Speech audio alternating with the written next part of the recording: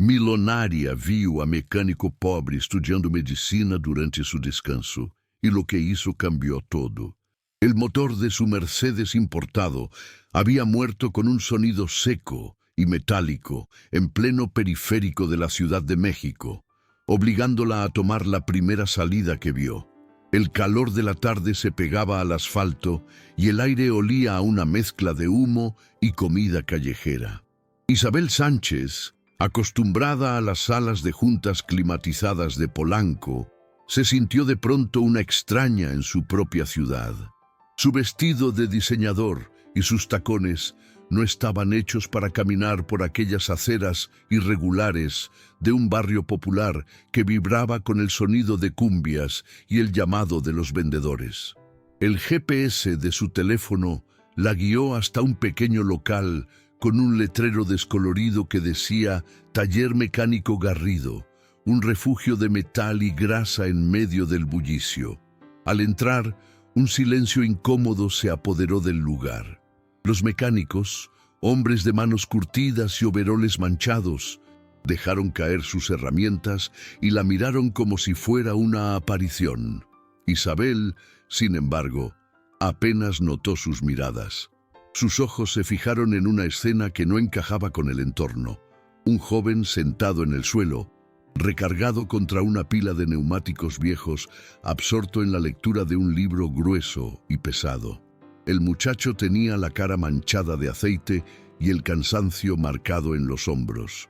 Pero su concentración era absoluta, como si el mundo a su alrededor hubiera desaparecido. Era un contraste tan poderoso, tan lleno de una dignidad silenciosa, que por un momento Isabel olvidó por completo la avería de su coche y la urgencia de su agenda.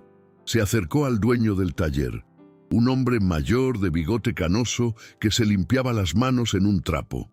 Mientras le explicaba su problema, no podía dejar de mirar de reojo al joven lector. El libro que sostenía entre sus manos engrasadas era un tomo técnico, de esos que cuestan una fortuna, con la cubierta raída por el uso constante. Cada vez que pasaba una página, lo hacía con un cuidado reverencial, intentando no manchar el papel con sus dedos. Isabel sintió una punzada en el pecho, un eco de un pasado que creía haber dejado muy atrás, de las noches en que ella misma estudiaba a la luz de una vela en un cuartito prestado, soñando con un futuro que parecía inalcanzable. Aquel libro, en manos de aquel joven, no era solo papel y tinta, era un salvavidas, una declaración de guerra contra la desesperanza. «Ese es Sergio, mi mejor hombre», dijo el dueño, siguiendo la mirada de Isabel. Su voz era una mezcla de orgullo y resignación. Tiene 33 años y un talento que ya quisieran muchos ingenieros de los que estudiaron en escuelas caras. Cada minuto que tiene libre, lo usa para estudiar. Quiere ser ingeniero automotriz. Dice que quiere diseñar los motores del futuro. Trabaja sin descanso para mantener a su madre enferma y a sus 2 hermanos menores, pero el dinero nunca alcanza para más que lo básico. Es un buen muchacho, con un sueño demasiado grande para un bolsillo tan chico. La determinación de Sergio, visible en la forma en que fruncía el ceño mientras leía, conmovió a Isabel de una forma que ninguna reunión de negocios había logrado en años. Cuando el coche estuvo reparado, Isabel pagó el doble de lo que le cobraron, dejando al dueño con la boca abierta y sin palabras. Luego, caminó directamente hacia Sergio, quien finalmente había levantado la vista de su libro, alertado por el movimiento. Ella le tendió una tarjeta de presentación blanca y elegante. El cartón impecable contrastaba violentamente con las manos sucias del joven. «Me llamo Isabel Sánchez. Quiero que vengas mañana a esta dirección a las 9 en punto», dijo con una voz tranquila pero firme, que no admitía réplica. No le dio ninguna explicación, ninguna pista de sus intenciones. Sergio se quedó paralizado, sosteniendo la tarjeta como si quemara, viendo cómo aquella mujer subía a su auto de lujo y se alejaba, dejándolo solo con una pregunta que le martilleaba en la cabeza. ¿Qué podría querer una de las empresarias más poderosas de México de un simple mecánico de barrio? Estamos apenas comenzando a construir este espacio, un lugar para contar historias que nos recuerden la fuerza del espíritu humano. Historias como la de Sergio, que merecen ser escuchadas. Tu apoyo es fundamental para nosotros en este inicio. Si te suscribes ahora, no solo nos ayudas a crecer, sino que te conviertes en parte de una comunidad que cree que un pequeño gesto puede, de verdad, cambiarlo todo. Únete a nosotros y juntos descubramos qué pasó cuando Sergio llegó a esa oficina. Los meses que siguieron se convirtieron en un torbellino de mundos opuestos que chocaban y se fusionaban dentro de Sergio. Por las mañanas, el campus del Tecnológico de Monterrey era un universo de pasillos impecables, aulas con tecnología de punta y el murmullo constante de jóvenes cuyas preocupaciones parecían sacadas de otro planeta. Allí, él era el hombre de las manos ásperas, el que olía vagamente a aceite de motor sin importar cuánto se tallara la piel.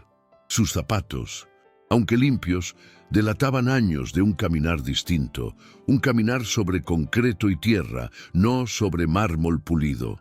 Se sentaba en las últimas filas, no por timidez, sino por un instinto de observación, absorbiendo cada palabra de los profesores, cada fórmula en el pizarrón, con una sed que sus compañeros, nacidos en la abundancia, jamás podrían comprender. Para ellos, la universidad era una estación de paso. Para Sergio, era la cima de una montaña que había escalado a rastras. Por las tardes, el grupo automotriz Sánchez, en el corazón de Polanco, era otro tipo de selva, una de cristal, acero y ambición silenciosa.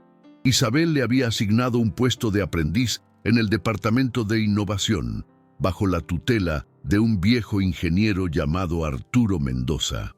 Don Arturo era un hombre de pocas palabras y mirada severa, con manos que, como las de Sergio, contaban historias de motores y herramientas.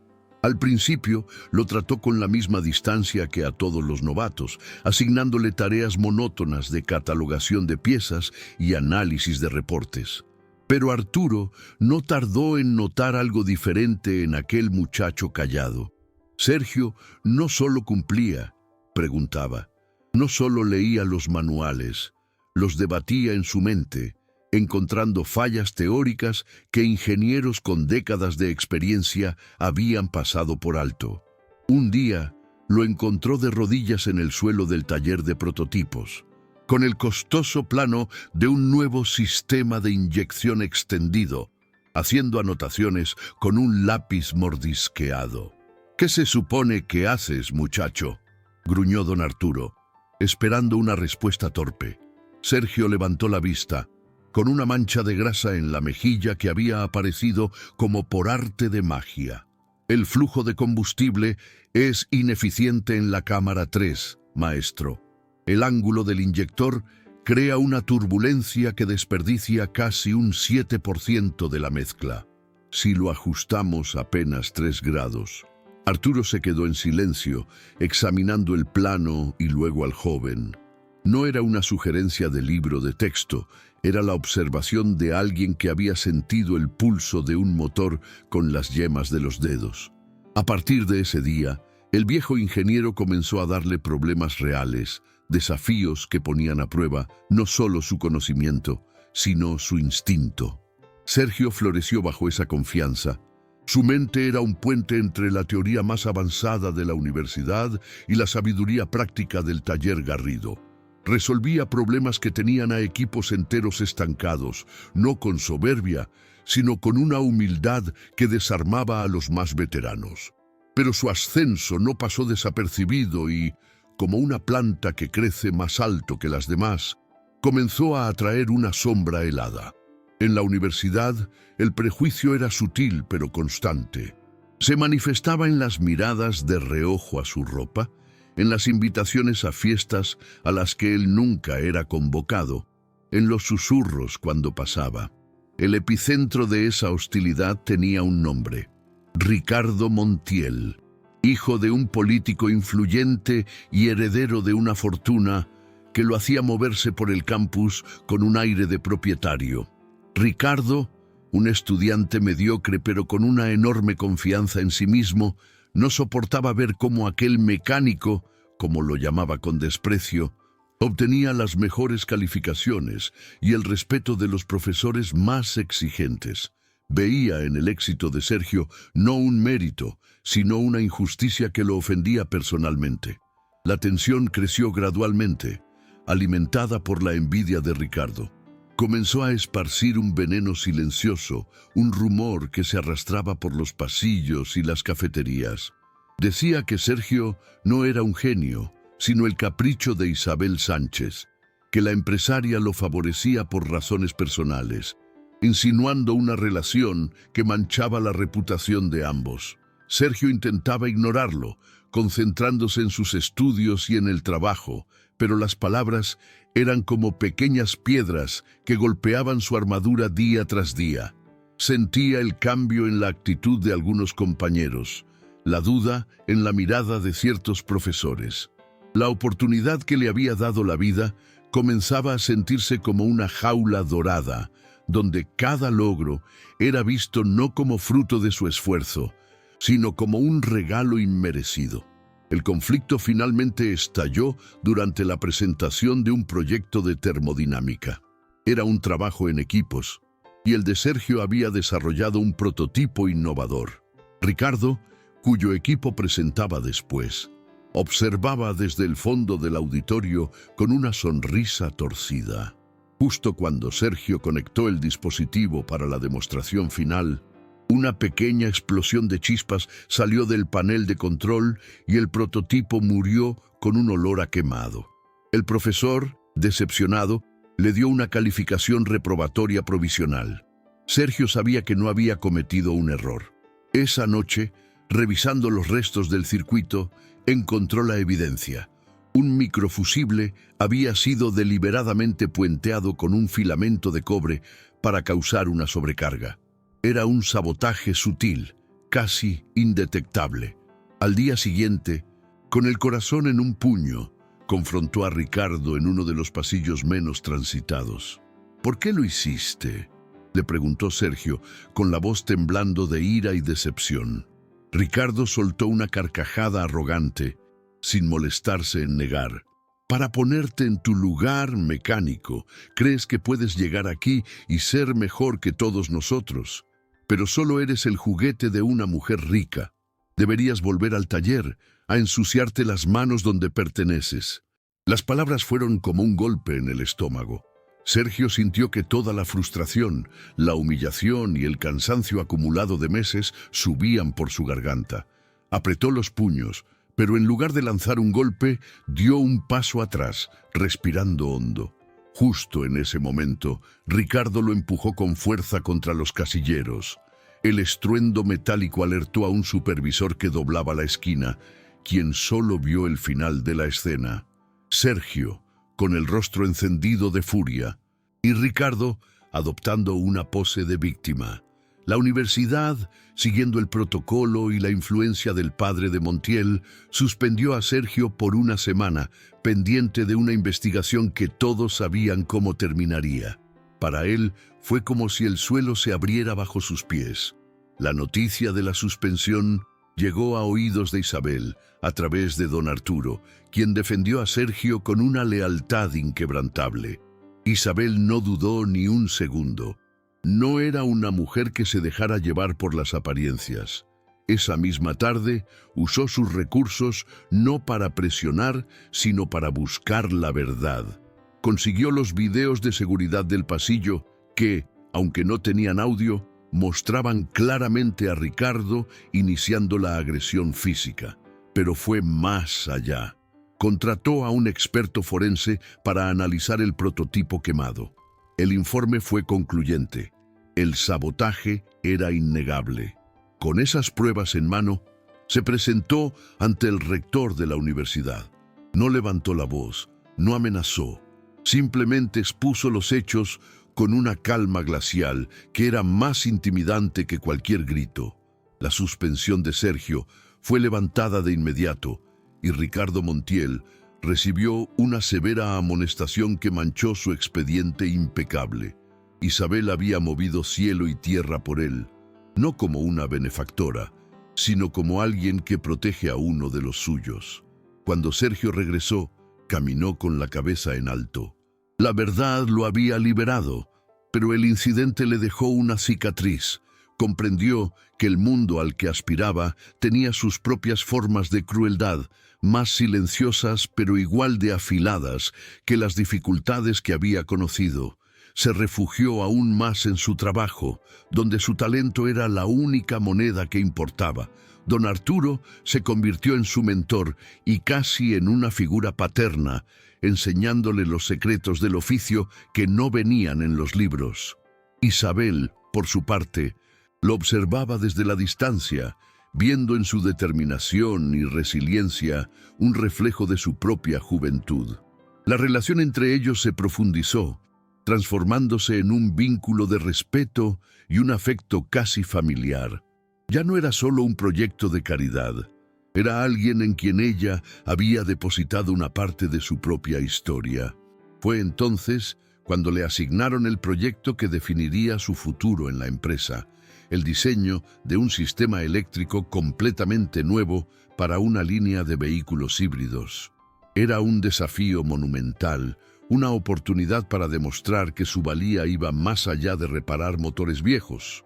Sergio se sumergió en el trabajo con una obsesión febril. Las noches se volvieron más cortas, los días se alargaban en una sucesión de diagramas, cálculos y pruebas. Su apartamento se llenó de libros y esquemas, y el olor a café quemado se convirtió en el perfume de su hogar. Se saltaba comidas, dormía apenas unas horas y cada gramo de su energía estaba enfocado en ese único objetivo. Su pasión era su motor, pero también su ceguera.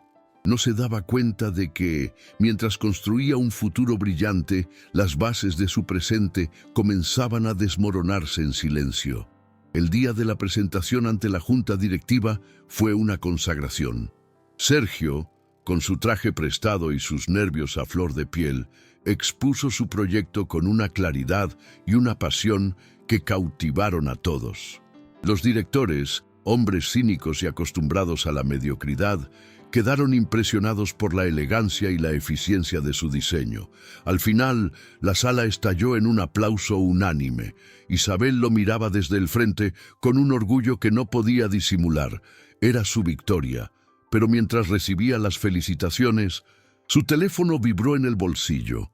Era un mensaje de su hermano Mario. Al leerlo, el éxito se disolvió como ceniza en su boca.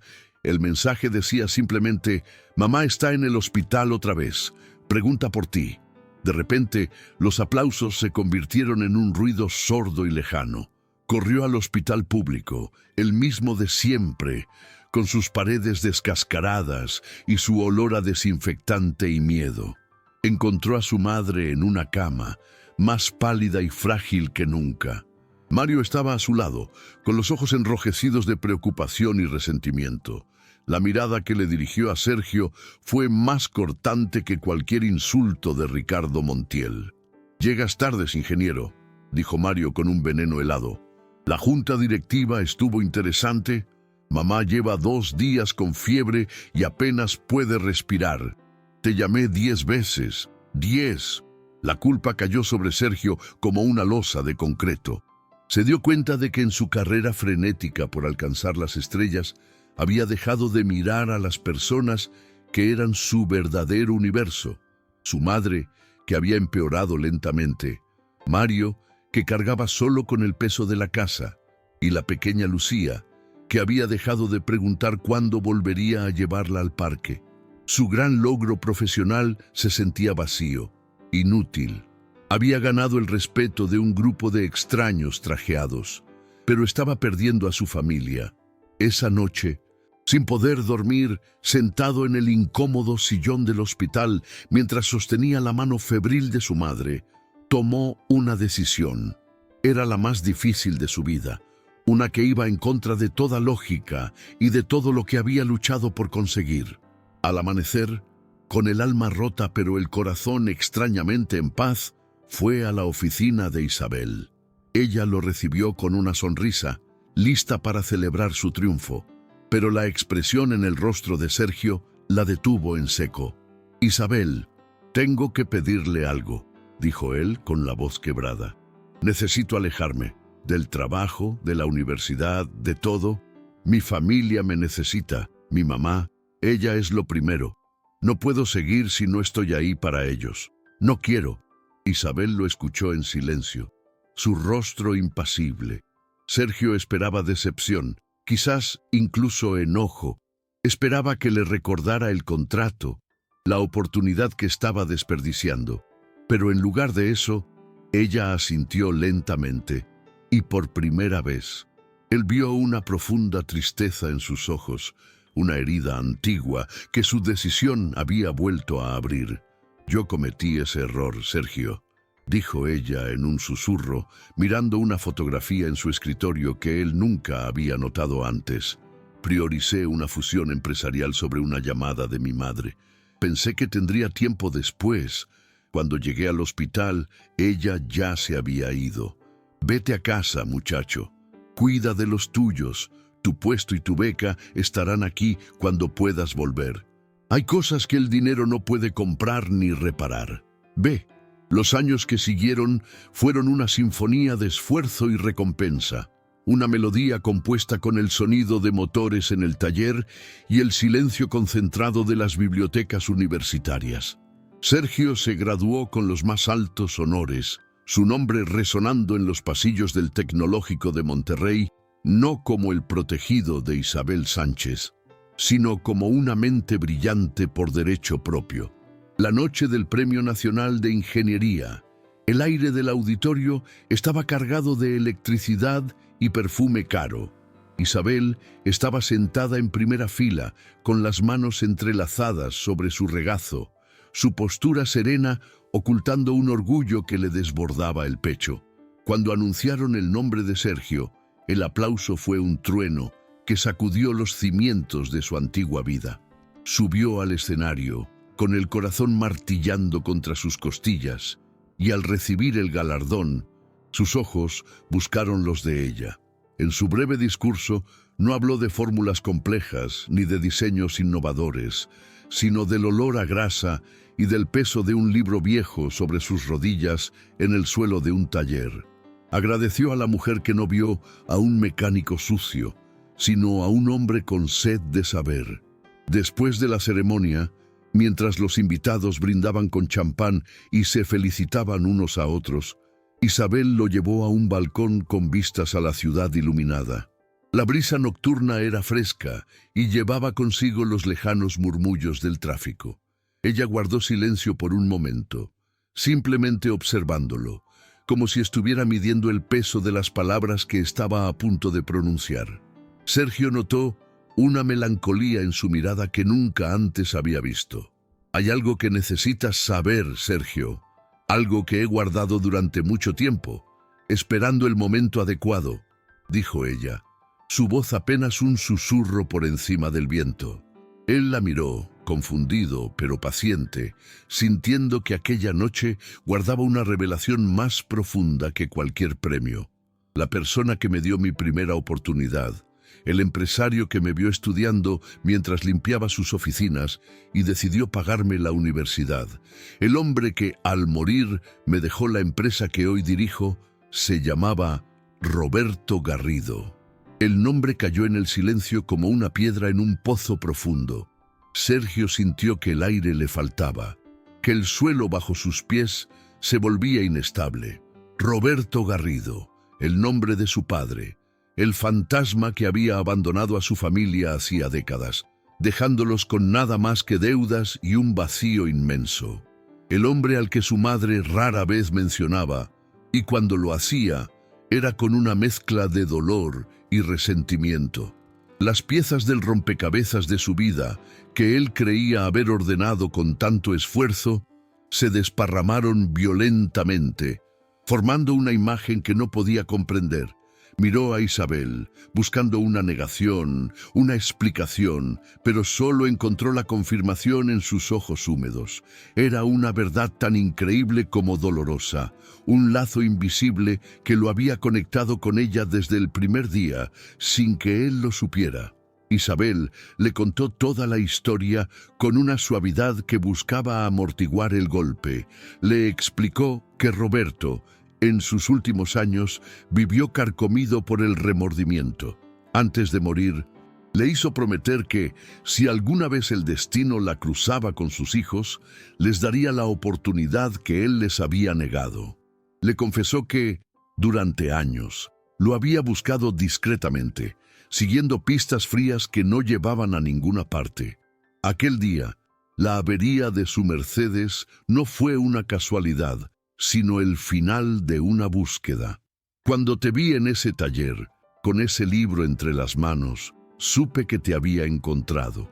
Al principio, mi única intención era cumplir una promesa, confesó Isabel, tomando su mano con delicadeza. Pero muy pronto, Sergio, dejé de hacerlo por él. Empecé a hacerlo por ti, porque vi en ti el mismo fuego, la misma determinación que yo tuve. Porque te ganaste cada centímetro de tu éxito. La promesa de tu padre abrió la puerta, pero fuiste tú quien caminó a través de ella. Las lágrimas corrían por el rostro de Sergio sin que él hiciera el menor esfuerzo por detenerlas. Eran lágrimas de rabia, de confusión, pero también de una extraña y abrumadora gratitud. El padre que lo había abandonado era también, indirectamente, el arquitecto de su salvación. La vida, en su cruel y hermosa ironía, había cerrado un círculo, pero la revelación no terminó ahí. Isabel le explicó que Roberto no solo le había dejado una promesa, sino también un testamento muy específico. Le había legado a ella el control de la empresa, pero había dejado una porción significativa de las acciones en un fideicomiso para sus hijos, con una condición inquebrantable. Sergio heredaba el 40% del grupo automotriz Sánchez y sus hermanos, Mario y Lucía, el 20% cada uno. La condición era que una parte de las ganancias se destinara perpetuamente a crear un fondo para ayudar a otros jóvenes de barrios humildes a alcanzar sus sueños. Para que el ciclo de oportunidades no se detuviera con ellos. No era solo una herencia, era una responsabilidad, un legado de redención. Sergio, abrumado y con la voz rota, solo pudo asentir. En ese momento, no pensó en el dinero ni en el poder. Pensó en su madre, en sus hermanos y en la cadena de bondad que un hombre arrepentido había puesto en movimiento desde la tumba. Con el tiempo, lo que nació de una promesa se convirtió en una misión de vida. Sergio, junto a Isabel, creó el programa Esperanza, una iniciativa que iba mucho más allá de simples becas. Ofrecían mentoría, apoyo psicológico y oportunidades laborales a jóvenes talentosos de las zonas más olvidadas de la ciudad.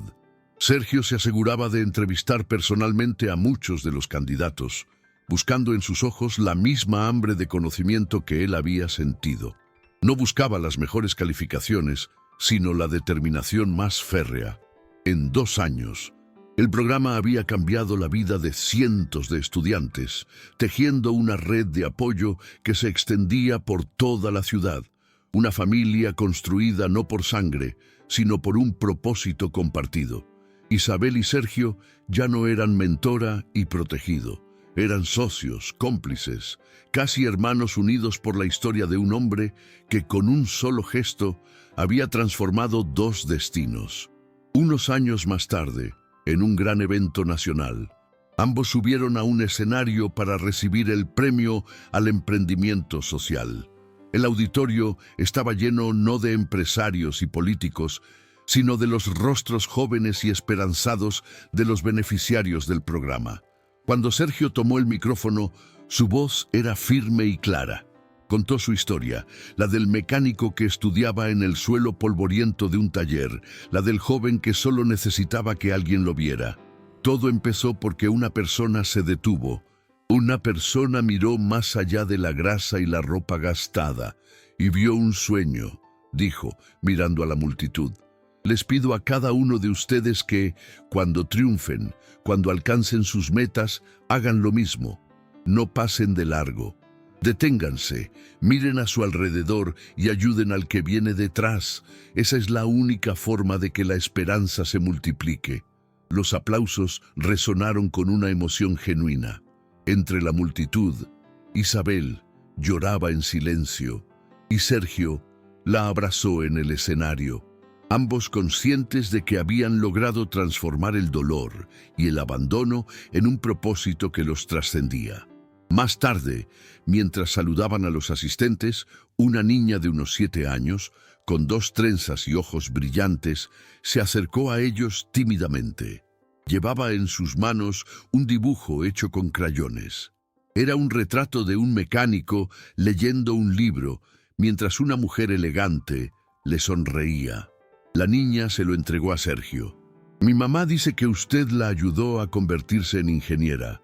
Se llama Laura. Sergio reconoció el nombre de una de las primeras becadas del programa. La niña, cuyo nombre era Esperanza, le señaló una frase escrita con letra infantil en la parte inferior del dibujo. Gracias por ayudar a mi mamá. Yo también voy a ayudar a alguien. En ese instante, Sergio comprendió que ese trozo de papel era el verdadero premio. No eran los títulos, ni las acciones de la empresa, ni el reconocimiento público. Era esa pequeña frase, la promesa de una niña, la prueba de que la cadena de bondad seguiría creciendo eslabón por eslabón, mucho después de que él e Isabel se hubieran ido. Ese era el verdadero legado de Roberto Garrido. Con el paso de los años, el programa Esperanza cruzó fronteras, expandiéndose por toda América Latina. Sergio escribió un libro contando su viaje, no para buscar fama, sino para encender una chispa en otros. A menudo recibía cartas y correos de jóvenes que, inspirados por su historia, habían iniciado pequeños proyectos de ayuda en sus propias comunidades. A pesar de su éxito, nunca se mudó a un barrio lujoso. Siguió viviendo en su casa sencilla, la misma que había remodelado para que su madre tuviera todas las comodidades. En su estudio, colgado en la pared en un marco elegante, no había ningún título universitario ni premio. Solo estaba la primera página de aquel viejo libro de termodinámica, todavía manchada de grasa y sudor. Era su ancla, su recordatorio constante del lugar donde todo había comenzado, del mecánico pobre que soñaba entre el ruido de las herramientas. Isabel, la mujer millonaria que un día se detuvo por una avería, había encontrado finalmente el verdadero sentido de su fortuna. No acumularla, sino sembrarla. El ciclo se había completado, demostrando que a veces un solo acto de fe en otra persona puede generar una corriente de bondad tan poderosa que es capaz de atravesar generaciones y sanar las heridas más profundas. Y así, la historia de Sergio e Isabel nos recuerda una verdad tan simple como poderosa. A veces, el destino de una persona no depende de un milagro, sino de que alguien se detenga a mirar, de que alguien vea el valor donde otros solo ven grasa, que escuche un sueño donde otros solo oyen el ruido de las herramientas. Cada uno de nosotros, en nuestro día a día, nos cruzamos con personas que, como Sergio, están estudiando en el suelo de su propio taller, luchando en silencio por un futuro mejor. La pregunta no es si existen, sino si estamos dispuestos a verlos, a reconocer su esfuerzo y a extender una mano, no por caridad, sino por humanidad. Esta historia no es solo sobre un mecánico y una empresaria, es sobre la cadena invisible de bondad que nos une. El gesto de Roberto Garrido, un padre ausente que buscó redimirse, se transformó en la oportunidad de Isabel, y esa oportunidad, a su vez, floreció en la vida de Sergio y en la de cientos de jóvenes a través de su fundación. Nos enseña que un acto de fe en el potencial de otro puede cruzar generaciones y transformar no solo una vida, sino el propósito de comunidades enteras, demostrando que la verdadera riqueza no se mide en cuentas bancarias, sino en la cantidad de esperanza que somos capaces de multiplicar en el mundo. Si esta historia ha tocado tu corazón y te ha hecho pensar, te pedimos con mucha humildad que nos ayudes a seguir contando relatos que nos recuerden nuestra humanidad compartida. Este canal es una pequeña luz que apenas comienza a brillar, y cada uno de ustedes es el combustible que la hace crecer. Un simple me gusta en el video nos ayuda a que más personas lo encuentren. Suscribirte es unirte a esta familia que cree en el poder de las historias.